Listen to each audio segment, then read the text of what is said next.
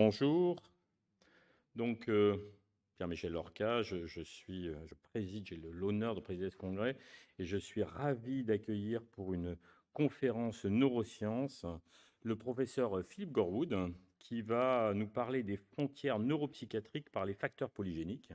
Philippe Gorwood est professeur de psychiatrie et chef de service à l'hôpital Sainte-Anne. Il travaille sur de nombreux domaines. Il a beaucoup travaillé dans le domaine de la génétique. Il travaille à l'heure actuelle énormément dans le domaine du trouble des conduites alimentaires.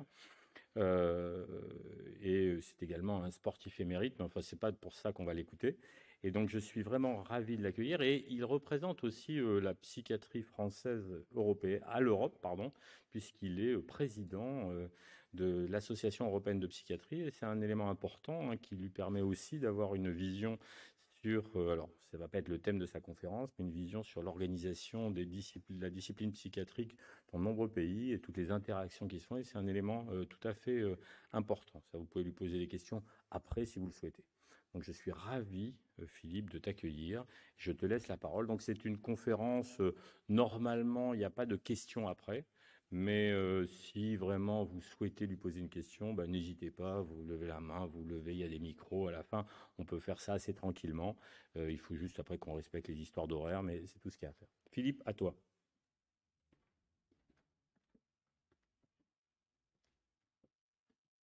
Merci Pierre-Michel, c'est toujours un plaisir de répondre à tes demandes. Bravo à vous d'être courageux pour rester encore un peu plus dans cette journée déjà riche. J'ai trouvé les sessions passionnantes ce matin. Vous avez un titre un tout petit peu difficile d'accès pour ceux qui n'en maîtrisent pas encore complètement les domaines. Et donc ma promesse, c'est que ce soir, en rentrant chez vous, vous serez beaucoup plus à l'aise avec ce Polygenic Risk Score, qui est une horreur dans son appellation sémantique, mais qui est une source de lumière dans la compréhension des choses essentielles qui nous concernent, c'est-à-dire découvrir quelles sont les frontières qui vont distinguer et parfois recouvrir nos différents troubles, c'est-à-dire ceux des patients que l'on prend en charge. Donc le Polygenic Risk Score, je le dis là en anglais, non pas uniquement comme président de l'EPA, comme ex-président de l'EPA, mais plutôt parce que c'est ce mot-là que vous allez trouver dans toutes les publications. Et le score polygénique, qui en est la traduction française, est bien moins présent. J'ai refait il n'y a pas si longtemps que ça, c'est-à-dire hier, la revue de la littérature sur Polygenic Risk Score in Psychiatry. Et vous avez dorénavant un article par jour qui sort sur ces domaines-là, qui montre l'engouement incroyable que peut apporter cette lecture de la maladie. Et donc j'espère que je vais vous aider à le rendre plus digeste afin que vous puissiez en utiliser tous les bénéfices. Alors avant de commencer à planter le décor sur qu'est-ce que c'est que ce concept, comme vous savez, prévoir l'avenir et décrire aujourd'hui nécessite souvent d'aller regarder un peu dans ses racines. Et je me suis permis un tout petit regard en arrière sur d'où vient la génétique en psychiatrie et quelle en est cette nouvelle vague. Est-ce qu'elle s'inscrit dans des développements qui ont une certaine cohérence dans le passé? Alors avec mon grand âge, je peux participer à cela, d'autant plus que finalement, j'ai été relativement imprégné de ces différentes vagues précédentes de la psychiatrie qui ont beaucoup changé. C'est probablement un peu comme l'informatique, ce sont des évolutions très proches finalement, où les compétences et les capacités d'évaluation sont en exponentielle, donc de plus en plus rapidement évolutives. Et donc il faut suivre, pas tellement ça va vite, mais c'est aussi justement parce que c'est plein d'espoir que ça le rend intéressant. Et donc j'ai repris quelques dates. Alors vous savez qu'en général, la génétique, c'est plutôt Mendel, c'est-à-dire on va regarder les petits poids, est-ce qu'ils sont lisses ou carrés, quelle est la fréquence de ces traits dans la descendance de deux petits poids qu'on croise, lisses ou fripés, est-ce que c'est un quart, un demi, est-ce que c'est autosomique ou dominant, qui sont ce qui a été l'invention extraordinaire de la génétique, donc la distribution des traits en population générale. Comme par hasard, Mendel, c'était un frère cloîtré dans une abbaye. Et clairement, ce genre d'études, ça requiert beaucoup, beaucoup de temps. Donc, c'est plus facile quand on est cloîtré. On est arrivé après la génétique mendélienne, la recherche de gènes candidats. Puis après, quelques années plus tard, assez rapidement, on s'est rendu compte que ça ne suffisait pas vers le séquençage. On est maintenant dans les approches pangénomiques, qu'on appelle les Genome-Wide Association Studies. On a maintenant des outils qu'on utilise finalement depuis assez peu de temps, quelques années, un enrichissement avec l'open access qui a transformé l'utilisation de ces GWAS jusqu'à cette découverte très récente du Polygenic Risk Score dont je voudrais parler ce soir. Alors, vous n'êtes pas toutes forcément très à l'aise dans les notions génétiques et vous n'avez pas forcément un grand souvenir de vos études si vous en avez fait sur la partie génétique en médecine ou dans d'autres spécialités. Et donc, je rappelle juste là comment, finalement, j'ai commencé, moi, la génétique. On se fout pas mal de savoir comment je l'ai fait, mais parce que c'était vraiment comme ça que ça se faisait il y a 30-40 ans, où la génétique des comportements, notamment les comportements humains qui nous intéressent directement en psychiatrie, passait par l'analyse des jumeaux.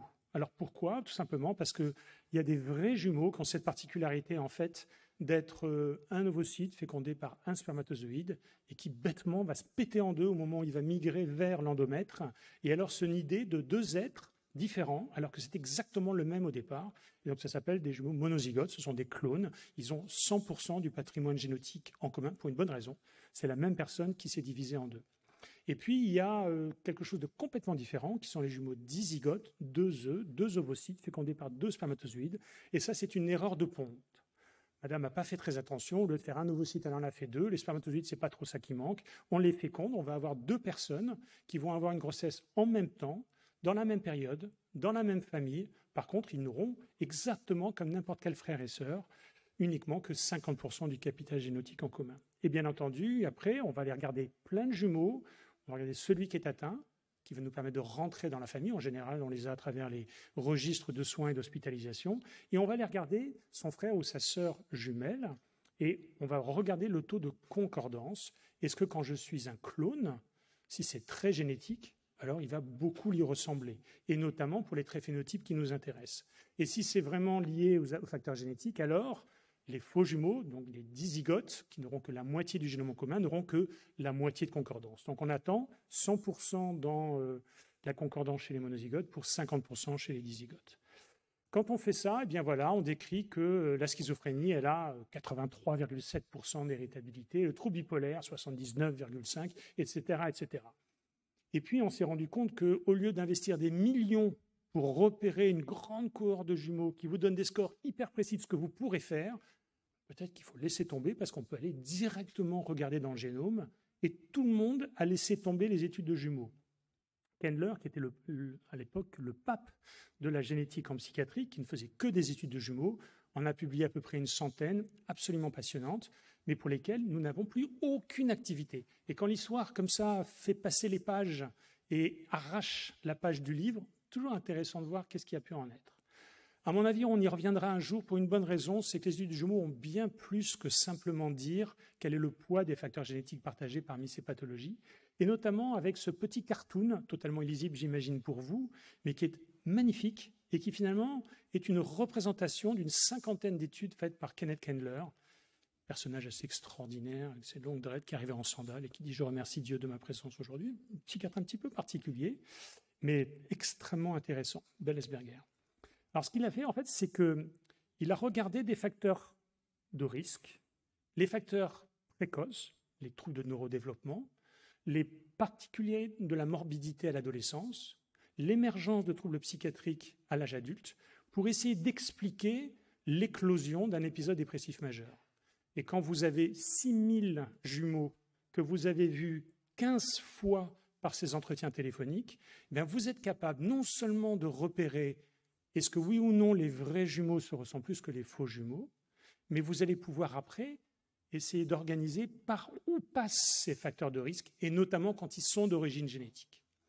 Et vous avez là finalement un bel exemple d'interaction gène-environnement et de path analysis, de ces approches de cheminement de facteurs de risque, où là, vous voyez qu'en haut à gauche, vous avez le facteur de risque génétique, c'est-à-dire que c'est mon jumeau monozygote qui est atteint plus que mon jumeau dizygote, et vous voyez qu'il y a un vrai facteur de risque. Alors, il faut suivre la petite flèche bleue qui va partout dans le cartoon, jusqu'à le fait que vous augmentez significativement le risque de dépression dans le suivi de cette cohorte. Et puis, vous pouvez aller regarder tous les autres. Je vous en ai pris un juste pour vous montrer, c'est que quand vous avez ce facteur de risque d'avoir un jumeau monozygote atteint, eh bien vous allez avoir aussi une augmentation des troubles relationnels intrafamiliales.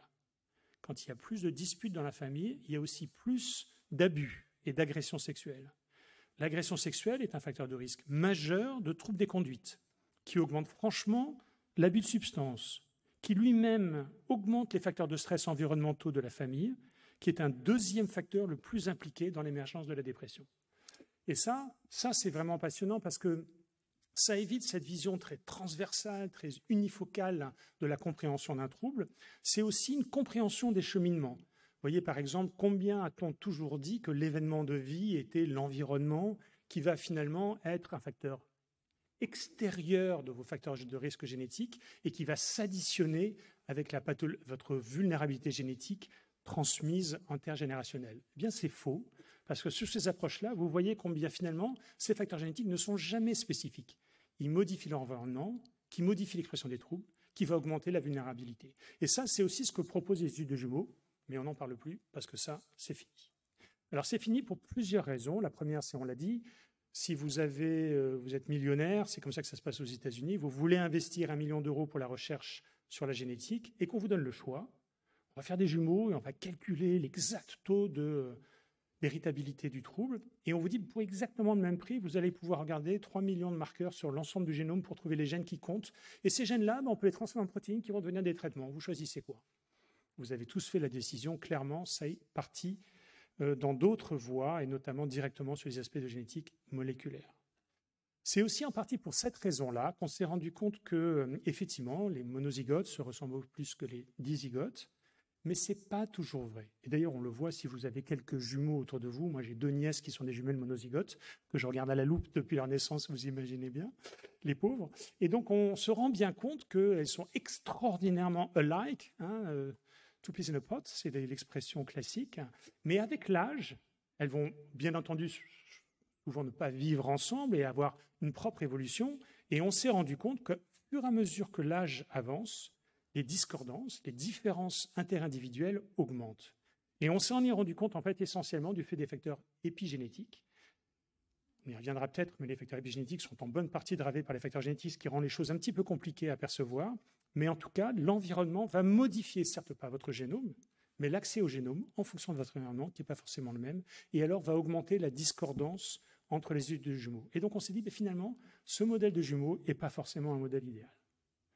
Alors, fort en tout cas des toutes premières études, où clairement on a vu que les bipolaires, le suicide, la schizophrénie run in family, sont comme ça co-agrègent dans des familles particulièrement à risque, bien on a commencé à utiliser la génétique moléculaire pour la première fois dans les années 60-70. Et notamment, le mieux, c'était d'aller regarder dans ces petites populations spécifiques pour plusieurs raisons. Un taux d'endogamie extraordinaire, magnifique pour la génétique. Le fait d'être dans des isolats permet d'avoir un taux de captation splendide, donc du coup les gens ne partent pas, et donc on peut les suivre de génération en génération. Et en plus, une fois que vous êtes sur place, il faut 2 ou 3 ans pour commencer à prendre le pli, mais après vous avez ouverte toute une banque de données extraordinaire. Et notamment les Amish font partie des populations qui sont très sensibles aux antécédents familiaux et qui ont des arbres généalogiques extrêmement fins. Et donc en regardant, ça c'était sur les troubles bipolaires, ils ont trouvé des familles d'Amish avec pléthore de patients souffrant de troubles bipolaires dans ces familles, avec une pénétrance qui était très élevée, donc assez proche d'un modèle mendélien, autosomique dominant, qui permettrait de se dire, voilà, probablement c'est ce registre-là. Et donc on applique une modèle d'héritabilité, on va regarder, est-ce que quand vous avez le trouble, vous avez bien hérité le gène qui vous intéresse, et quand vous ne l'avez pas, vous ne l'avez pas hérité. Ça, c'est vraiment dans les approches de génétique moléculaire. Et comme vous le savez, ça a donné des pistes, mais toutes concluées par dire, en fait, on n'est pas tout à fait sûr que le modèle fit. Pourquoi? Alors, je vais vous poser quelques explications de pourquoi la psychiatrie génétique s'est cassée les dents pendant quelques années. Je ne sais pas si vous avez suivi cette étude de Ashom Kaspi, qui est le responsable de la cohorte Dunedin, qui est une magnifique petite île de Nouvelle-Zélande, et qu'ils ont commencé à analyser au bout de 6 mois de grossesse, puis l'accouchement, puis 1 an, 3 ans, 4 ans, 10 ans, 16 ans, 20 ans, 30 ans, 35 ans. Donc une incroyable cohorte d'à peu près 1000 ou 2000 sujets, donc pas forcément des sujets énormes, mais par contre, une qualité d'information extraordinaire du fait qu'ils ont toutes les informations avec des évaluations répétées sur la présence d'un trouble mental. Et je vous ai repris ce petit dessin qui est la stabilité des troubles dans cette étude de Kaspi sur la vie, puisqu'en fait, c'est vraiment de la naissance jusqu'à l'âge de 45 ans. Et quand votre couleur, qui correspond à des clusters de pathologies, alors il a fait une ACP, ce qui complique un tout petit peu les choses, une analyse en composantes principales pour redistribuer les pathologies mentales, non pas sur les 50 catégories du DSM-5, mais plus sur des sous-groupes, un petit peu étonnants, internalisés, externalisés, ça on comprend, puis après psychotiques et internes, enfin un tout petit peu neurodéveloppementaux, un tout petit peu particulier. Et ce que vous voyez, c'est qu'aucune de ces couleurs n'a de stabilité. Qu'est-ce que ça veut dire? Ça veut dire qu'en fait, il y a une extraordinaire volatilité de la maladie mentale au cours de la vie. Et ça se voit, vous faites une dépression parce que vous avez un trouble anxieux, puis après vous picolez un peu trop, puis après vous allez avoir des manifestations de stress post-traumatique. Vous avez déjà fait 6 ou 7 pathologies, peut-être bien sûr driver sur une qui à la base est une dépression, mais qui finalement a été extrêmement volatile. Accessoirement, il y en a qui guérissent, il y en a d'autres qui vont apparaître de manière tardive. Et vous avez cette représentation de la maladie mentale sur la vie. Et il ne faut pas oublier que la génétique ne sait pas faire ça. La génétique a une extraordinaire chance, c'est d'être binaire. J'ai ou j'ai pas mon variant génétique. Alors c'est ce qui fait aussi sa force, parce qu'elle nous oblige à simplifier les hypothèses, mais allez mettre là-dedans un point j'ai ou j'ai pas. J'ai ou j'ai pas quoi? Ça dépend à quel âge. Ça dépend si vous tenez de quel spectre vous mettez en route. Et donc toutes ces limitations-là, on fait se dire peut-être que ces modèles mendéliens où on doit dire si oui ou non j'ai une maladie, finalement c'est trop flou encore pour être capable d'y répondre. Le deuxième point que j'aime beaucoup citer, c'est une étude récente que j'adore, qui est dans ce qu'on appelle la loi de Hardy-Weinberg. C'est-à-dire que pour bien percevoir l'utilisation des fréquences de ces variants génétiques en population générale, il y a quelques principes qui sont requis. Sinon, en fait, votre distribution, elle est aléatoire et donc c'est compliqué de la modéliser. Et l'une d'entre elles, c'est qu'il n'y a pas de sélection pour le locus étudié. C'est-à-dire, ce que vous regardez, la maladie, n'a rien à voir avec chacun des variants que vous regardez. Sinon, finalement, il y a un effet qui est tautologique. Et je vous ai sorti cette publication-là qui regarde un allèle que les alcoologues connaissent bien, qui est la déshydrogénase, une des enzymes qui permet la dégradation de la molécule éthanol, qui est un poison qu'on n'a pas naturellement dans le corps et que forcément, comme tout poison, l'organisme cherche à éliminer à tout prix. On a des gens qui ont beaucoup de mal à l'éliminer, et ceux-là, comme vous le savez, sont très protégés du problème d'alcool. Et puis on a les champions du monde qui sont capables de métaboliser bien plus que vous et moi, et qui, par exemple, au bout de la 17e bière, ont l'air d'être un tout petit peu imprégnés, alors qu'on serait tous dans le coma éthylique. Ce variant-là, donc, qui est un variant naturel, est associé à une consommation d'alcool de 4 unités par jour supérieure par rapport à la population générale. Donc il n'y a aucun doute, c'est un variant qui explique votre capacité à métaboliser cette molécule étrange, CH3, CH2OH. Eh bien, ce variant, il va être associé chez monsieur à une augmentation de consommation d'alcool chez madame. Et l'inverse est vrai pour monsieur ou madame, sauf qu'il faudra multiplier par 3 parce que les hommes picolent plus que les femmes. Ce qui veut dire qu'un gène qui participe pour vous à l'explication d'une augmentation de la consommation va vous amener à sursélectionner quelqu'un qui tolérera aussi bien l'alcool que vous. Alors de là à dire que les mariages se font dans les bars, c'est peut-être un petit peu aller vite, mais c'est pas très loin de ça, ou c'est ce qu'on appelle le mismatch. Alors, qui n'est pas forcément un mismatch, c'est pas plus mal finalement de partager les mêmes compétences par rapport à l'alcool, mais en tout cas, ça veut dire que ce n'est pas indépendant. Et finalement, ça vient augmenter, notamment, on le sait, la fréquence des allèles mineurs, c'est-à-dire qu'ils sont moins souvent représentés, mais s'ils sont coagrégés, c'est ceux qui se reproduisent entre eux, et bien alors vous allez augmenter l'expression du trait. Donc ça, c'est tout à fait intéressant, parce que ça va contre la loi de Hardy-Weinberg, qui est pourtant un prérequis. Le troisième point, je suis désolé d'être un tout petit peu focalisé sur l'alcool, parce que c'est une certaine forme d'intérêt, avec cette fois-ci toujours notre ADH4, vous voyez, on reste sur ce sujet-là, avec cette histoire assez magnifique des gènes. Vous savez, la génétique, il y a à peu près une quinzaine de spécialités différentes dans la génétique. Et il y en a une qui est absolument magnifique, qui est l'historique et l'anamnèse des variants. C'est très rigolo parce qu'en fait, quand un variant apparaît, il est d'abord extrêmement rare, parce qu'il apparaît chez une personne, puis après, il va avoir une courbe de distribution, et au fur et à mesure où il se répand sur la planète, vous allez être capable de repérer son historique par la distribution en fréquence allélique. Donc la fréquence des allèles en population générale vous donne l'anamnèse de son histoire. C'est des formules toutes simples, ça peut se faire assez facilement. Par exemple, le 5-HTT qui a 14,3 millions d'années.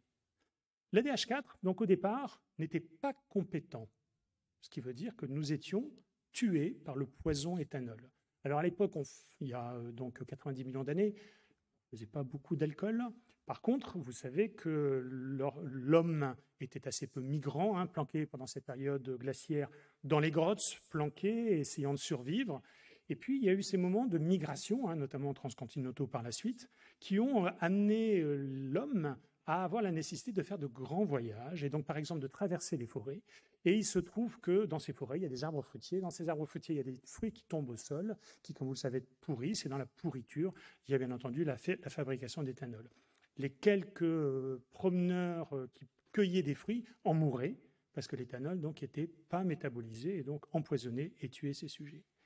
Et puis, il y a donc 9,8 millions d'années, on a eu un mutant, comme il y a beaucoup, heureusement, la nature est capable de, par aléatoire, avoir des variants qui apparaissent, qui, bien entendu, quand ils sont négatifs, font que le fœtus ne va même pas à terme, mais qui parfois peuvent avoir des avantages et qui, alors, bien entendu, quand ils ont des avantages, vont se répandre beaucoup plus facilement.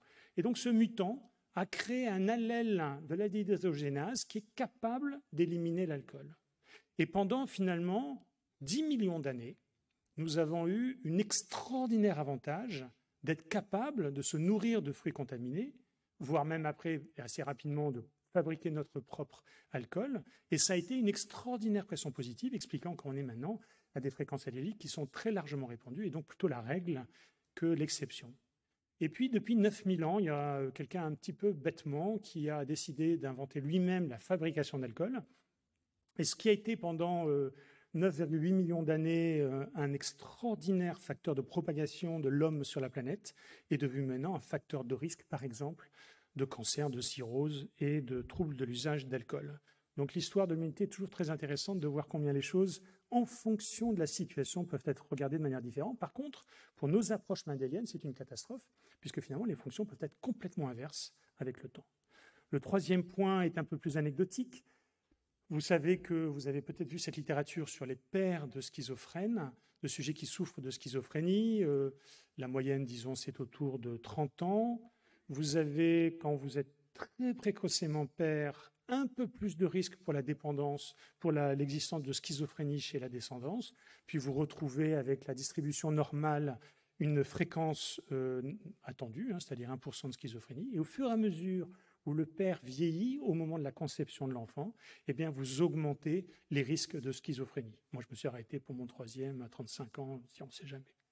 En tout cas, dans cet aspect-là, c'est très intéressant parce qu'on le sait, avec la spermatogenèse des pères, eh bien, les accidents méiotiques, puisqu'on a le même capital au départ, il faut qu'il y ait une reproduction du matériel spermatozoïdique qui va finalement, à force de mitose, augmenter les risques de mutation de novo par accident de répétition mitotique qui vont alors augmenter les chances, donc les risques d'avoir de nouvelles mutations. Et ça, c'est très intéressant parce que c'est une piste du fait de dire il ne s'agit pas de variants partagés, il s'agit de variants qui apparaissent de novo dans des familles. Et ça, c'est une très mauvaise nouvelle parce que ça veut dire que quand on regarde le même gène dans plusieurs familles, en fait, on se trompe peut-être. Peut-être qu'ils sont tous eus dans des familles des mutations partagées, mais pas entre les familles. Donc tout ça a fait qu'on se dise ce n'est pas une très bonne idée. Et le dernier point que je voudrais soulever par rapport à cette approche, c'est le fait de savoir qu'est-ce qui est le plus efficace pour révéler ces facteurs génétiques. Donc, je vous ai donné là un Genotype Relative Risk à 1,5, un exemple d'école. Ça veut dire que vous avez ce génotype ou cet allèle, vous allez augmenter de 50% votre risque. Le odds ratio pour cet allèle est de 1,5. Ce n'est pas énorme, mais quand même, c'est très significatif si vous prenez suffisamment de sujets. Pour être capable de révéler ces gènes impliqués dans cette petite augmentation de 50%, il vous faudrait 15 000 familles multiplexes. Multiplex, ça veut dire qu'il y a au moins 2 ou 3 générations et au moins 2 ou 3 atteints qui nous permettent du coup de reconstituer l'arbre généalogique. Si vous vous contentez de trio, papa, maman et l'enfant atteint malade, et que vous regardez juste le génotype des parents, eh bien en fait, c'est beaucoup plus facile. Vous vous débarrassez de la modélisation de la transmission, parce que c'est juste une seule méiose, celle des parents à l'enfant. Et notamment chez les parents hétérozygotes, vous allez regarder est-ce que l'allèle intéressant est bien transmis quand il n'a qu'une chance sur 2 d'être transmis, plus que 50% d'être présent chez le descendant. Après, on a dit, les parents, c'est sympa, mais on ne les a pas toujours. Ils sont parfois morts, ils sont parfois fâchés. Quand c'est de la maladie mentale, souvent, il y a beaucoup de disputes. Donc, allons voir les fratries. En fait, il en faut 400, donc c'est encore plus facile. Et là, on va regarder la similarité génotypique des fratries qui se ressemblent pour la maladie. Et le Graal, comme vous le voyez en bas de diapositive, c'est cas témoin. Extraordinairement sensible, très peu spécifique, mais hyper simple. Et quand vous avez des groupes comme vous tous qui ont des patients à l'appel, vous retournez de votre consultation, vous prenez tous les patients, vous avez réalisé tout seul, en 2 semaines, une étude cas témoin qui est capable de vous révéler des facteurs génétiques. Et donc, entre ça et les 3 millions de dollars de l'étude supérieure, bien entendu, tout le monde a laissé tomber les familles multiplexes pour les cas témoins. Alors, quand on décide d'aller regarder dans les cas témoins, on a donc une grande banque d'ADN de patients, une grande banque de sujets contrôle, et on va aller regarder Eh bien, le génome. Oui, mais où?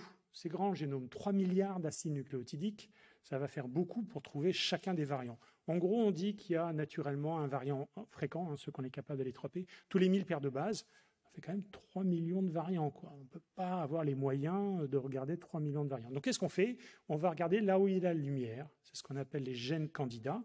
Et je vous ai mis là la saga du gène qui code pour le transporteur de la sérotonine. Vous avez forcément vu passer une étude d'association sur le 5-HTT. J'en ai fait personnellement une bonne demi-douzaine, toutes négatives. Après, on a du bol, on n'a pas de bol, ça ne marche pas toujours. Et vous avez donc plusieurs raisons pour ça. Bien sûr, c'est l'acide des antidépresseurs, donc ça a du sens quand on s'intéresse à la dépression, d'aller regarder le gène qui code pour la protéine, qui code pour le traitement qui guérit les patients. On a aussi un très joli variant qu'on appelle un variant fonctionnel. Ça veut dire que j'ai l'allèle court, j'ai l'allèle long, je ne vais pas avoir la même protéine. Et là, en fait, essentiellement la densité de ce récepteur de la sérotonine qui sera donc moins performant pour rattraper la sérotonine et notamment réguler les variations de la sérotonine dans la fente synaptique, puisqu'en fait, je vais avoir plus ou moins transporteur. Et donc, si je le récupère moins, la sérotonine reste plus dans la fente et donc facilite la transmission sérotonergique. Donc, tout le monde s'est précipité. Toute première étude sur 25 patients versus 40 contrôles, ridicule. Forte association à la dépression. Ça y est, c'est le Graal. On a trouvé les premiers gènes de la dépression. On en est maintenant probablement à peu près à 1000 études cas témoins sur la dépression. Très rapidement, les gens disent « ouais, mais la dépression, peut-être que c'est plus compliqué. Il vaudrait mieux regarder la réponse aux antidépresseurs puisque c'est la cible. » Oui, mais attention, les gens qui ont des dépressions, ils ont des tempéraments beaucoup plus stables que la dépression qui est un accident de vie. Et il vaut mieux regarder l'évitement de la douleur qui est tempéramental, donc en partie génétiquement déterminé, et qui est vraiment un facteur de risque de la dépression, etc., etc. On en arrive à quelques études sur le sentiment de bonheur en population générale, association très significative, même si elle explique bien sûr qu'une petite partie de la variance du sentiment de bonheur. On a du coup décliné cela à l'infini. Comme vous le savez maintenant, le Graal, c'est plutôt les méta-analyses, qui bien entendu essaient d'enlever le bruit de fond pour arriver à ce qu'il y a quelque chose d'un peu solide, et avec des conséquences catastrophiques. C'est-à-dire qu'il y a sûrement quelque chose, mais on n'a aucune idée de ce que c'est, et encore moins sur la taille, qui de toute façon est très modeste. Donc vous voyez, là aussi, pas mal de tristesse. Donc tout le monde a répondu pareil, ça c'était à nouveau maintenant depuis à peu près une quinzaine d'années, donc c'est beaucoup plus récent, en disant « mais c'est normal, vous allez regarder là où il y a la lumière, qu'est-ce que vous en savez ?» Le cerveau, on ne comprend à peu près rien, on n'a quand même que 20 000 gènes, donc vous vous acharnez sur un ou deux, allez regarder les autres. Vous savez, ce n'est pas parce que c'est logique dans vos traitements que c'est ça qui va expliquer la maladie. Et donc ça, c'est ce qu'on appelle le Genome-Wide Association Study, les études pangénomiques, qui sont toutes simples. Donc ici, vous avez des amorces. Alors, la particularité, c'est que ce n'est plus des PCR dont vous avez entendu parler dans les labos quand vous faites vos analyses génétiques à l'hôpital. Mais là, ce sont des amorces avec des acides nucléotidiques les uns derrière les autres et qui ne vont avoir la capacité de s'agglomérer uniquement avec les acides nucléotidiques complémentaires. Comme vous le savez, c'est avec G et avec T. Et on arrive comme ça à retrouver, est-ce que oui ou non, vous avez l'amorce complémentaire de tous ces petits hameçons. Et exactement sur le modèle de la puce électronique, vous allez en mettre un tous les 30 microns. Et finalement, en faisant ça, vous allez sur une toute petite puce arriver à caser 1 million de ces amorces. Alors, vous balancez un petit peu d'eau avec de l'ADN sur la puce, vous allez voir si oui ou non, il y a un peu d'ADN qui va s'agglomérer parce qu'il a bien effectivement l'ADN complémentaire, et puis vous donnez une source de lumière fluorescente, et finalement, il va diffracter la fluorescence de manière différente s'il est tout seul ou s'il est bien aggloméré à son ADN. Vous avez comme ça ce type de résultat-là, où point par point, on va regarder si oui ou non, il a cette séquence qui nous permet de dire si oui ou non, il a ce variant. Ça, c'est le GWAS. Alors, qu'est-ce qui est capturé? Je suis désolé de cette diapositive qui est un tout petit peu douloureuse, mais qui est importante pour la compréhension de ce qu'on en a. Ça, vous l'avez souvent dans les études, pour ceux qui lisent les études de génétique, c'est ce qu'on appelle les golden, c'est les schémas en or, qui en fait représentent juste les chances d'avoir l'un quand vous avez l'autre. Alors, laissez-moi vous expliquer. Là, vous avez par exemple plein de variants, les uns à côté des autres, qui répondent aux résultats de l'étude pangénomique. Et puis, lorsque vous avez ce variant ici, vous êtes quasiment certain d'avoir le voisin juste à côté. Pourquoi? Parce qu'ils sont co-transmis. C'est ça qu'on appelle ce terme de déséquilibre de liaison. Il y a une liaison qui est déséquilibrée parce qu'elle est forte. Et elle est forte parce qu'ils sont tout juste à côté. Et qu'est-ce que ça change d'être tout juste à côté? Eh bien, en fait, c'est simplement parce qu'il y a peu de chances qu'il y ait un crossing over, un enjambement entre les bras chromatidiques à ce niveau-là. Et donc, ils sont transmis un peu en paquets, qu'on appelle maintenant des haplotypes. Les crossing over, les enjambements chromatidiques, il n'y en a pas beaucoup, il y en a une trentaine par méiose, donc il permet quand même de faire que nous ne faisions pas des clones de papa ou de maman, mais une partie de papa, puis après on reprend une partie de maman, puis après une autre partie de papa, et donc vous avez un mélange des deux à chaque fois que vous avez des enfants.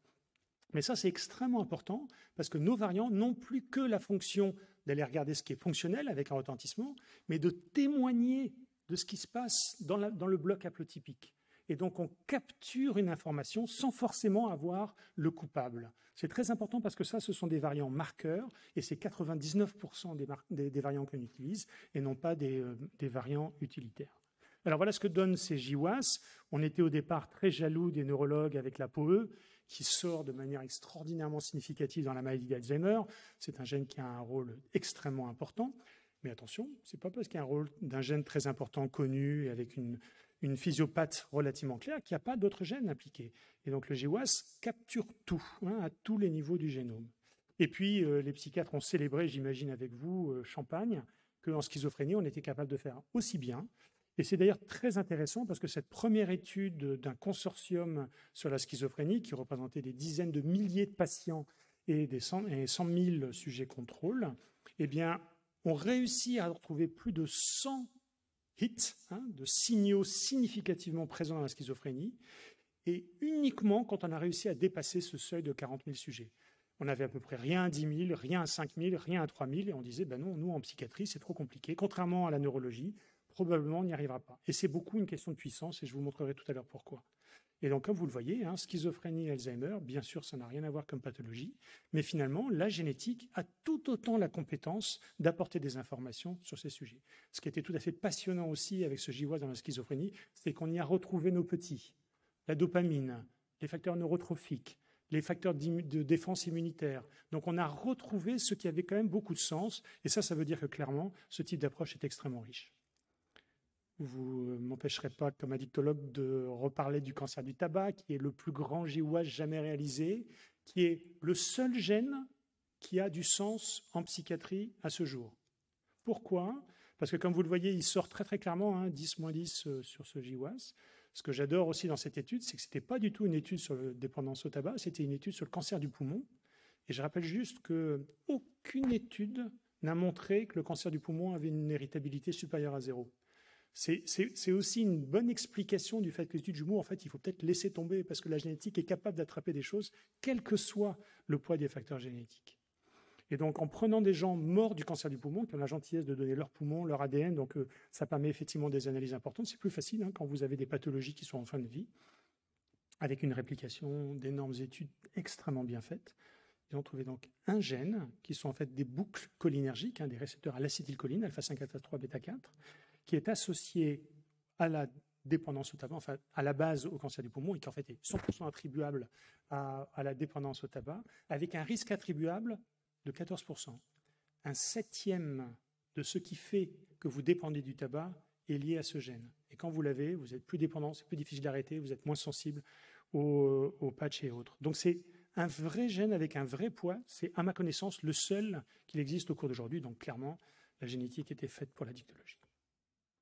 Dans ces variants, bien sûr, les approches dépendent beaucoup de ce que vous en faites et ce que vous recherchez. Je ne vais pas repartir dans les détails de cette diapositive qui est déjà ancienne et qui a été très largement utilisée, mais juste pour expliquer que les GWAS attrapent très bien les variants communs, assez fréquents, et qui sont finalement assez partagés dans la population générale.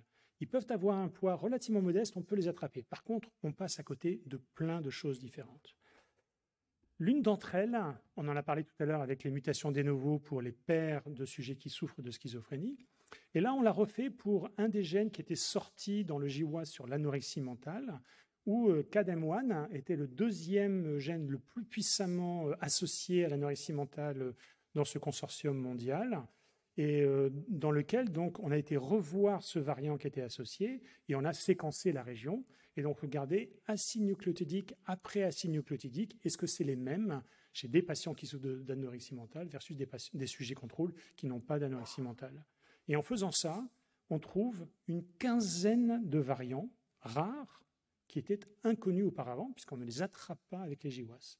Et donc on voit bien là-dedans que finalement, cet aspect de marqueur est peut-être encore plus intéressant que cet aspect de mutation fonctionnelle, et que les GWAS passent à côté de choses extrêmement importantes, puisque tous ces variants-là, ils étaient surreprésentés chez les patients avec anorexie mentale par rapport au sujet contrôle, et peut-être pourraient avoir un rôle alors impliqué dans cette pathologie. Ce qui a aussi amené beaucoup à l'enrichissement des études de GWAS, c'est l'open science, qui est une espèce de mini-révolution assez extraordinaire qui donne un peu d'optimisme dans l'humanité, où finalement, vos résultats magnifiques qui vous ont coûté très cher, qui ont été l'objet de travaux longs, pénibles, coûteux, compliqués, vous êtes ravis d'avoir publié à bon niveau. Après, vous êtes aussi bien content de les avoir dans votre ordinateur et de vous dire j'aurai quelques petits masters et thésards qui vont pouvoir continuer à travailler dessus. Et puis, vous pouvez aussi décider de les rendre accessibles au moment où vous les publiez. Ça, c'est l'open science qui demain va être la règle, il n'y a à peu près aucun doute là-dessus, où finalement on dit finalement ces données-là, elles appartiennent à la science plus qu'à ceux qui l'ont produit. Et ça a été beaucoup fait avec les épreuves de pangénomique, pour une bonne raison, c'est qu'il y a tellement d'informations dans ces études qu'aucune équipe au monde n'est capable d'aller regarder dans tous les coins de ce type de protocole.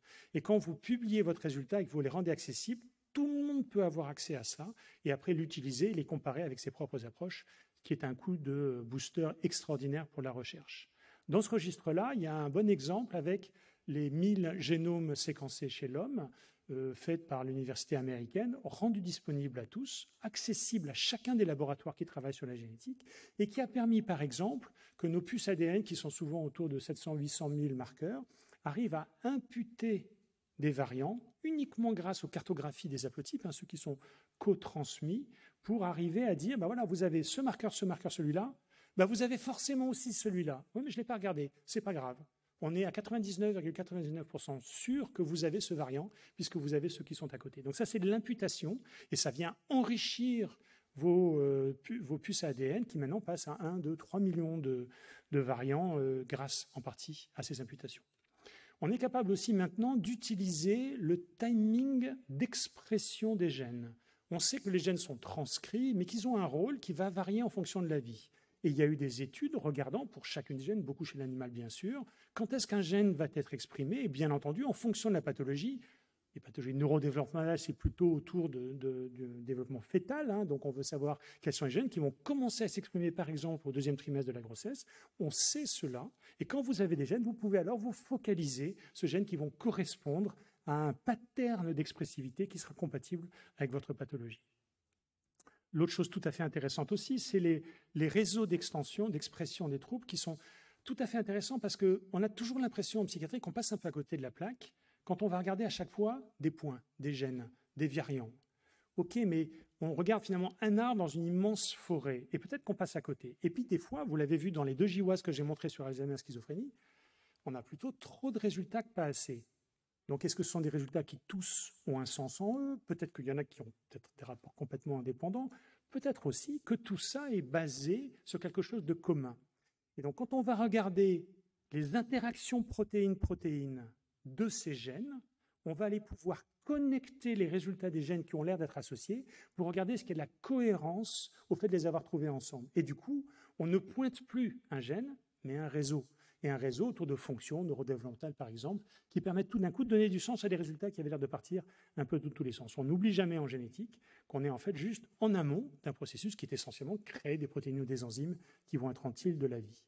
Et enfin, le PARS, pour lequel on va pouvoir enfin attaquer, qui est donc ce score polygénique. Alors, ça, en fait, part essentiellement de la notion de la taille et de cette notion d'héritabilité manquante. En fait, la taille est extrêmement riche en études en population générale, puisque c'est une dimension fortement génétique. Regardez papa-maman, ça vous donne une bonne partie de la taille des enfants. Et pourtant, au niveau purement méthodologique, c'est encore plus facile à faire. Vous envoyez une carte postale au sujet, vous leur demandez, avec une enveloppe plutôt, avec une petite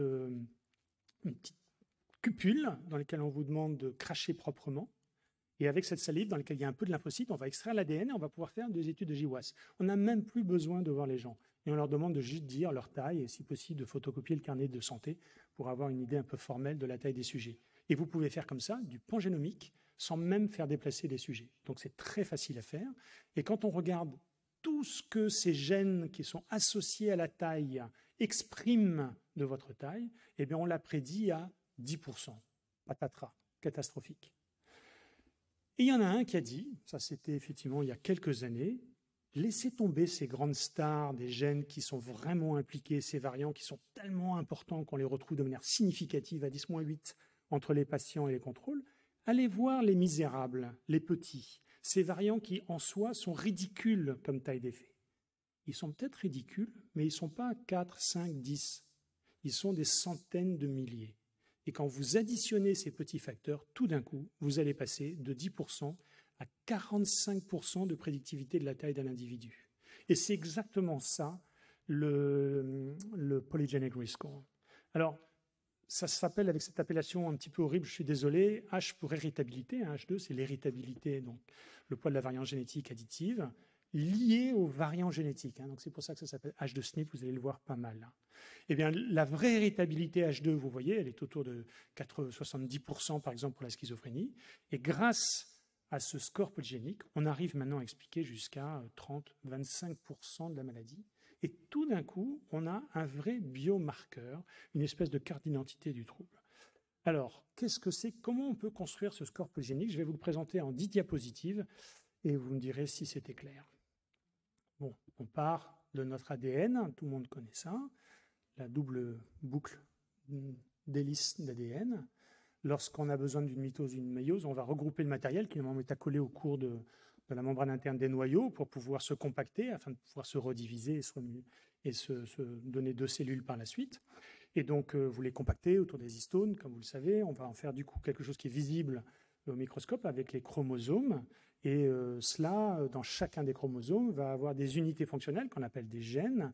Et dans chaque gène, il y a des parties qui sont transcrites, qui sont les exons. Il y en a d'autres qui restent à l'intérieur des gènes, qui sont les introns. Et le promoteur, la data box, on a le début, la fin et les morceaux qui comptent dans un gène. Tout ça est assez bien connu. L'exon peut avoir des épissages alternatifs pour avoir l'expression des troubles. Et donc, on a nos variants tout au long de ces gènes qui peuvent être différents d'un patient, d'un sujet à l'autre, d'où la notion de variant. Alors, je vous donne un exemple. Soit vous avez la cytosine homozygote, CC, soit vous êtes hétérozygote, CG, soit vous avez la guanine, GG, vous êtes homozygote. On va regarder la fréquence de ces allèles chez les patients, puis chez les contrôles, et on va juste regarder est-ce que c'est la même fréquence pour ce variant-là, un seul, dans un des exons, dans un des gènes, sur un des chromosomes. Et lorsqu'on regarde la différence entre les deux, eh bien on dit, ben voilà, effectivement, c'est significatif à 0,037, et vous avez une association significative. Les patients ont un excès de l'allèle, je ne sais plus lequel j'ai, par rapport au sujet contrôle. Une petite remarque très importante pour ces études, tout ça dépend beaucoup de la taille des effectifs. Et je vais vous le faire en direct, en multipliant tous ces effectifs par 10. Ça, c'est un bon sujet de master qui a bien bossé, qui a recruté pas mal de patients, beaucoup de contrôles. Il a eu un très joli résultat. Puis si vous passez au niveau de la thèse ou du travail d'équipe, ben vous multipliez par 0. Qu'est-ce qui se passe? Votre 0,037 va passer à 10-7. Une chance sur 10 millions de vous tromper que c'est associé. Et comme j'ai rajouté un 0 à tous les effectifs, c'est exactement la même différence de fréquence. L'odds ratio est resté parfaitement identique. Et donc vous avez là une incarnation directe du fait que la puissance, ce n'est pas du blabla. C'est la puissance qui permet la significativité, qui n'a rien à voir avec le poids de ce variant. C'est autre chose. L'informativité est variable. Par contre, la puissance va augmenter les chances de ne pas se tromper. Et là, on l'a fait pour un des variants. On peut aussi regarder les autres variants, notamment celui qui est juste à côté.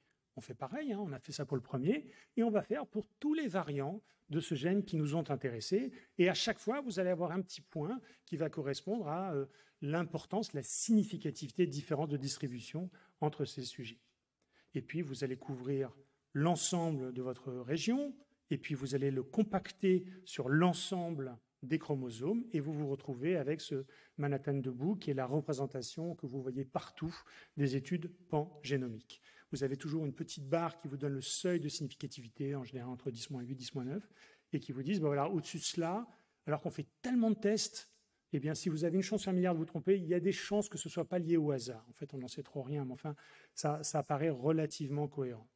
Et donc, on a effectivement des hotspots avec ces points qui sont très élevés, qui montrent que ça a vraiment l'air d'être associé, et d'autres, tout ça, là, qui a l'air d'être plutôt du bruit de fond.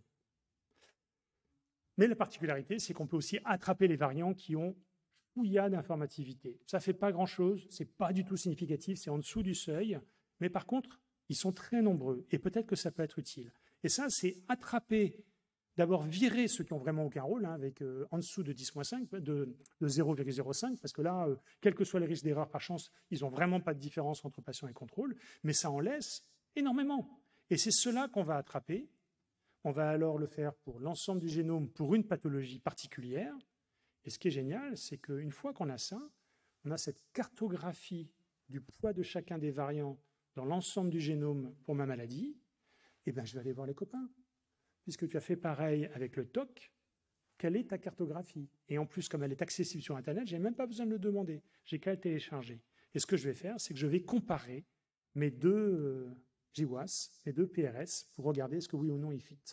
Alors, c'est bien entendu en représentation simplifiée, parce qu'en fait, c'est de la corrélation, ce n'est pas de la superposition. Mais en tout cas, c'est vraiment comme ça que ça va. Vous voyez qu'il y a une superposition assez considérable, et ce n'est pas par hasard, parce que ces deux pathologies ont effectivement un fond génétique extrêmement commun. De manière un tout petit peu plus rigoureuse, le score polygénique, c'est la somme d'allèles associés à un trait spécifique qui est pondérée par la taille d'effet. Donc, c'est vraiment ça qui explique la hauteur des points sur le score.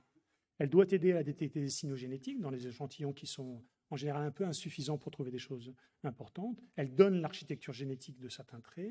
Elle permet de cribler les études cliniques qui ont emmagasiné les données pour lesquelles on n'a pas fait toutes les analyses et de constituer des biomarqueurs qui peuvent bien entendu avoir un intérêt considérable. Alors, on le fait maintenant grâce à des logiciels, c'est toujours aussi en plein développement, qui calculent, qui évaluent, qui peuvent comparer les scores polygéniques, tout à fait intéressant. Et on les intéresse, juste pour le rappeler, vraiment autour de ce qui est le fond génétique partagé, pas sur le poids des facteurs de chacun des gènes. Alors, l'héritabilité partagée, on en a déjà parlé, elle est autour de 10, 15, 20, 25% en psychiatrie. Et donc, donnez-moi un autre exemple de biomarqueur qui est capable d'expliquer 20% des troubles. Moi, personnellement, j'en connais pas. En tout cas de biomarqueurs. Et donc, c'est la première fois qu'on peut, certes, pas encore complètement, mais au moins avoir quelque chose de très rigoureux dans sa définition et qu'on va pouvoir comparer entre les pathologies. Et ça autorise une relecture des limites des pathologies neuropsychiatriques. Et je voudrais terminer ma présentation sur quelques exemples pour, j'espère, plus vous donner l'eau à la bouche plutôt que de faire une revue exhaustive parce qu'on n'en finirait pas. Je vous dis, c'est une étude par jour. Voilà le premier sur l'âge de début dans la maladie d'Alzheimer. Comme on l'a vu, l'APOE4 a un rôle tout à fait considérable, mais le fond génétique est tout aussi important et continue à avoir une prédictivité. L'Alzheimer, auparavant, s'appelait la démence sénile pour une bonne raison. Son incidence augmente clairement avec l'âge, et c'est, je crois, d'ailleurs 50% après l'âge de 100 ans, donc ce n'est pas tout à fait par hasard. Ça nous laisse un peu de temps. Le score polygénique, quand vous avez l'âge de 30 ans, il est une prédictivité 0. Vous n'aurez pas plus d'accès pour une bonne raison, c'est qu'à 30 ans, c'est rarissime. Plus vous avez un score polygénétique élevé, plus vous allez augmenter la présence de la maladie d'Alzheimer avec l'âge. Et donc, on comprend que finalement, plus vous avez de vulnérabilité, plus précocement, vous allez trouver l'émergence de cette pathologie Alzheimer. Alors, dans cet aspect neuropsychiatrique, on a la notion que, finalement, est-ce qu'il s'agit de choses complètement différentes? On sait très bien que dans les maladies d'Alzheimer, il y a des émergences psychotiques, des idées délirantes qui interfèrent beaucoup dans le parcours et la fonctionnalité des patients et qui plus est rend les choses compliquées avec l'utilisation des antipsychotiques qui, non recommandés, restent utilisés très largement et de manière tout à fait intéressante. Si vous regardez le PRS de la schizophrénie, ce fond génétique spécifique de la schizophrénie, et que vous regardez ceux qui ont une maladie d'Alzheimer et qui vont avoir des manifestations délirantes hallucinatoires, eh bien ça fit. Le patrimoine génétique de risque de schizophrénie va expliquer une partie de l'émergence psychotique dans l'Alzheimer. Et donc ça, c'est tout à fait intéressant parce que ça a l'air d'être vraiment deux entités individuelles qui vont avoir de se retrouver dans cette pathologie-là et pas forcément du tout être une conséquence indirecte.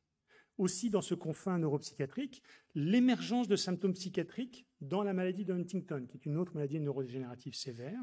Et comme vous le voyez ici, on a plusieurs traits de la maladie de Huntington qui vont plus ou moins expliquer les troubles représentées au cours d'une Huntington. J'ai mis les flèches en foncé pour, par exemple, relier les compétences cognitives de l'individu à l'intelligence en bleu ciel, qui va expliquer l'intensité des troubles cognitifs de la maladie de Huntington. Et le PRS de schizophrénie qui peut en expliquer une partie de l'irritabilité et des comportements agressifs. Et donc, c'est quelques exemples comme ça qui montrent que notre patrimoine génétique, lié aussi de ce qu'il a en lien avec la vulnérabilité aux troubles psychiatriques, peut expliquer non seulement l'émergence des troubles, mais le pléiotropisme des symptômes pour chacune de ces pathologies. En voilà une autre avec le cardio-métabolique dans la dépression. Vous savez que c'est une question essentielle avec la notion de se dire les patients déprimés, comme ils sont déprimés, ils font moins attention, comme ils sont fatigués, ils bougent moins, ils font moins de sport, ils ont un IMC plus élevé, donc ils ont plus d'athérome, ils fument, et donc tout ça explique qu'ils ont un syndrome métabolique beaucoup plus souvent que ne voudrait le hasard. Ben, ce n'est pas totalement vrai, parce qu'en fait, le PRS de la dépression est associé à un IMC plus élevé, plus de risques coronariens, plus de notions d'accidents vasculaires cérébraux et de diabète. Donc ces critères montrent clairement que, de manière intrinsèque à la dépression, on a ces facteurs de risque associés même à la maladie et non pas indirectement comme conséquence. Donc vous voyez, ce sont quelques exemples qui vont montrer à chaque fois que finalement, on peut changer son paradigme de compréhension des troubles à travers cette approche. J'aime beaucoup aussi cette étude qui a repris la structuration des maladies mentales. Le DSM est très cohérent, on est tous à l'aise avec le fait de distinguer un stress post-traumatique avec un trouble anxieux généralisé. On distingue très facilement un trouble anxieux généralisé d'une dépression, alors que génétiquement c'est la même chose. On fait très attention à ne pas confondre les bipolaires et les schizophrénies, alors que génétiquement ils ont beaucoup plus en commun qu'ils n'ont de différence. Et donc ce qui a du sens au niveau clinique n'a peut-être pas du tout de sens au niveau neurobiologique, voire encore plus au niveau génétique. En utilisant ces cartographies de scores polygéniques, eh bien, en fait, on peut isoler 4 clusters de pathologies un peu particuliers, je ne pourrais pas rentrer trop dans les détails, mais qui finalement nous permettent de rechanger un peu le paradigme de ce qu'on considère étant des groupes homogènes de troubles qui sont reconsidérés avec ce type d'études. On peut même l'utiliser par rapport aux risques croisés dans les familles. Si vous voyez un patient qui a un trouble bipolaire, vous pouvez calculer l'augmentation du risque pour ce trouble assez bien connu chez les apparentés au premier degré, mais aussi pour les autres troubles. Et au lieu de le faire sur les statistiques que vous avez eues en population générale, vous utilisez le PRS et il vous donnera ces corrélations. Et par exemple, comme par hasard, vous avez les corrélations les plus fortes entre schizophrénie bipolaire, entre dépression et hyperactivité, entre dépression et troubles autistiques, qui n'est pas un hasard, tellement on sait combien il peut y avoir de liens génétiques entre les deux. Alors attention, ce n'est que 20%. Certes, c'est 20%, ce qui est déjà considérable, mais ce ne suffit pas pour avoir la prédictivité en population générale, qui était bien entendu vite tentant pour essayer de comprendre comment on pourrait, si possible, prévenir les troubles grâce à cette compétence, pour une bonne raison. 20%, ce n'est pas assez dans la prédictivité. Je vais terminer avec l'exemple de l'anorexie mentale sur laquelle on travaille. Donc, on a participé à cette étude considérable sur de nombreux jumeaux souffrant d'anorexie mentale. Et ce qu'on a trouvé, donc, avec cette corrélation des scores polygéniques, c'est finalement que ce score polygénique pour l'anorexie mentale, il était corrélé à 0,4, donc une corrélation 20% expliquée par le score de neuroticisme, qui est un score de dimension tempéramentale de vulnérabilité, par exemple, à la dépression. Par contre, on l'a aussi avec la schizophrénie, on l'a aussi avec la réussite scolaire. Et ça, c'est passionnant parce que vous voyez, la génétique de la réussite scolaire, c'est quand même un peu antinomique avec ce qu'on a comme habitude de l'appréhension des approches génétiques. Mais pourtant, il y a vraiment un pattern commun de ce qui permet d'avoir une expression de la vulnérabilité à l'anorexie mentale. Et on ne peut pas s'empêcher derrière de se dire que l'anorexie mentale a peu de flexibilité cognitive. Et quand vous êtes une machine de guerre, quand vous avez une idée, vous la lâchez plus jusqu'à ce que vous l'ayez. Certes, ce n'est pas forcément très cool. Vous avez peu de flexibilité, mais par contre, ça marche. Et donc, vous en avez des avantages, notamment dans la réussite académique. Et l'autre tenant de cette étude, c'est toutes ces corrélations négatives que vous avez en bas, où on a regardé l'IMC, les matières grasses, le métabolisme du sucre, qui sont très fortement anticorrélés à l'anorexie mentale. Pas tout à fait un hasard, l'anorexie mentale, c'est plutôt maigre par rapport aux sujets qui souffrent d'obésité. Mais ce qui est tout à fait intéressant, c'est que vos compétences métaboliques à avoir un point maigre participent franchement au risque d'anorexie mentale. C'est pour ça qu'on a proposé de modifier l'appellation d'anorexie mentale, qui devrait être une pathologie métabopsychiatrique, puisque les deux sont tout autant impliqués. Comme vous le voyez, la taille des corrélations est relativement comparable. On aime bien aussi aller challenger des questions relativement précises dans l'anorexie mentale, avec notamment le fait que le lien avec les addictions. Très compliqué, l'anorexie mentale, qui sont plutôt en général font attention à ce qu'elles consomment, alors que dans la boulimie, notamment par le spectre des troubles bipolaires, on a beaucoup d'addictions comorbides. Et finalement, dans cette étude, quand vous regardez uniquement les anorexies qui n'ont pas de BIDJ, donc ce qu'on appelle nous les anorexies de forme restrictive, elles sont protégées d'à peu près toutes les autres addictions. Et qui montre en fait, c'est vraiment plutôt de l'anti-addiction, puisque ce n'est pas l'impulsivité, c'est au contraire de l'hypercontrôle. Et donc ça, c'est intéressant parce que ça passe aussi par ce facteur polygénique, montrant que ce n'est pas qu'une observation clinique, mais c'est solide au niveau des facteurs.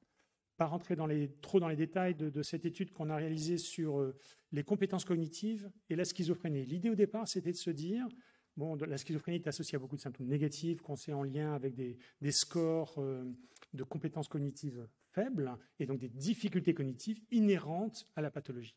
Et donc on a pris les scores polygéniques des compétences cognitives en population générale. Et on a regardé, est-ce que c'est les mêmes fonds génétiques qui va expliquer les troubles cognitifs dans la schizophrénie? Et ce qu'on retrouve, c'est que ça explique très bien les troubles cognitifs en population générale et pas du tout dans la schizophrénie. Pourquoi? Parce qu'en fait, ce ne sont pas des modifications des troubles cognitifs qui sont inhérents à la pathologie. Ce sont des symptômes qui sont des conséquences de l'expression des troubles, des symptômes, notamment des symptômes négatifs. Et donc, en fait, si on n'avait pas d'expression symptomatique, si on contrôlait les troubles somatiques, nous n'aurions pas de troubles cognitifs dans la schizophrénie. En tout cas, c'est plutôt en faveur de cette hypothèse qui est plutôt rassurante. Je vais passer sur l'hyperactivité pour finir sur celui-là que j'aime bien, sur la notion de solitude. Là aussi, on vous aurait dit, est-ce que vous êtes prêt à faire une étude sur le calcul du score polygénique sur la solitude? Vous auriez dit un petit peu atypique, même pour un psychiatre qui s'intéresse toujours à ces aspects-là. Et on a regardé donc le score polygénique de ce qui est associé à la solitude pour le repérer par rapport à la dépression, la schizophrénie ou trouble bipolaire ou à l'IMC. Et ce qu'on repère, c'est que par exemple pour la dépression, eh bien, comme vous le voyez, le score polygénique très spécifique à la solitude et pas englobé dans la dépression est extrêmement faible.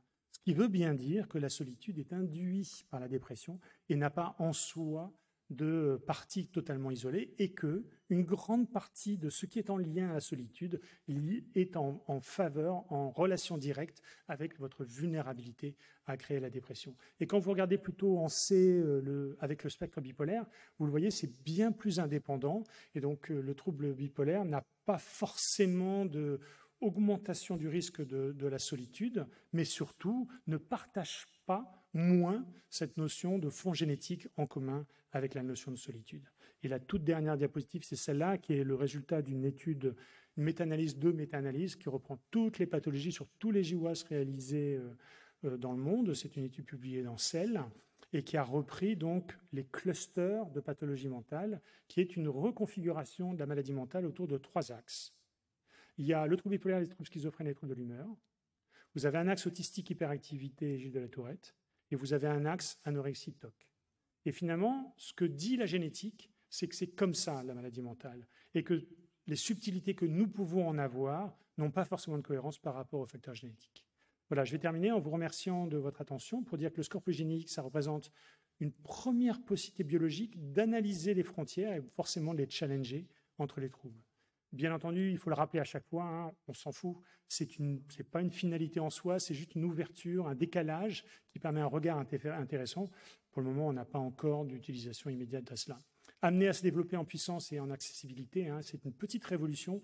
J'espère vous en avoir donné un tout petit peu d'intérêt, parce que si dans votre propre domaine, dans les pathologies qui vous intéressent, allez voir, il y a des choses absolument fascinantes. C'est une manière de mettre en doute nos certitudes, et bien sûr à suivre, avec une publication par jour, vous trouverez forcément votre bonheur. Merci pour votre attention.